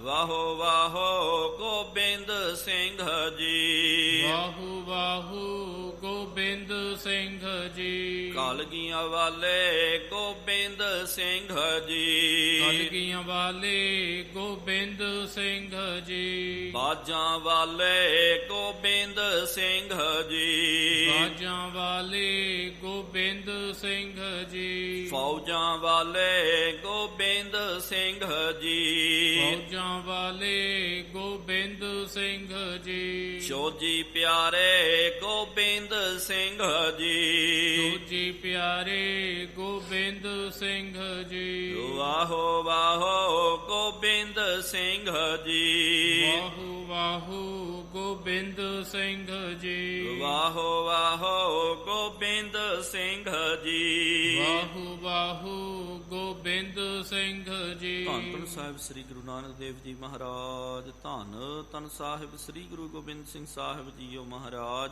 ਧੰਨ ਧੰਨ ਸਾਹਿਬ ਸ੍ਰੀ ਗੁਰੂ ਗ੍ਰੰਥ ਸਾਹਿਬ ਜੀਓ ਮਹਾਰਾਜ। ਆਪ ਜੀ ਦੇ ਪਾਵਨ ਪਵਿੱਤਰ ਅਸਥਾਨ ਤਖਤ ਸੱਚਖੰਡ ਸ੍ਰੀ ਹਜ਼ੂਰ ਸ੍ਰੀ ਅਬਚਲਨਗੜ੍ਹ ਸਾਹਿਬ ਜੀ ਵਿਖੇ ਸ਼ਾਮਾਂ ਦੇ ਦੀਵਾਨ ਸਜਾਏ ਗਏ ਹਨ। ਸਜੇ ਹੋਏ ਪਾਵਨ ਦੀਵਾਨਾਂ ਦੇ ਵਿੱਚ ਗੁਰ ਇਤਿਹਾਸ ਦੀਆਂ ਕਥਾ ਵਿਚਾਰਾਂ ਹੋਈਆਂ। ਕਥਾ ਵਿਚਾਰਾਂ ਕਰਦਿਆਂ ਬੇਅੰਤ ਗਲਤੀਆਂ ਹੋ ਗਈਆਂ ਜੀ, ਉਹ ਮਾਫੀ ਬਖਸ਼ਣੀ। ਅੱਗੇ ਤੋਂ ਸਮਤ ਆਈਆਂ ਸੰਗਤਾਂ ਦੀਆਂ ਹਾਜ਼ਰੀਆਂ ਤਿਲ ਫੁੱਲ ਭੇਟਾਵਾਂ ਪ੍ਰਵਾਨ ਕਰਨੀਆਂ। ਜੋ ਜੀ ਆਪ ਜੀ ਕੇ ਦੁਆਰੇ ਆਵੇ, ਸੋ ਸਦਾ ਹੀ ਰਾਜੀ ਪ੍ਰਸੰਨ ਜਾਵੇ। ਗੁਰ ਨਾਨਕ ਨਾਮ ਚੜ੍ਹਦੀ ਕਲਾ, ਤੇਰੇ ਭਾਣੇ ਸਰਬੱਤ ਦਾ ਭਲਾ।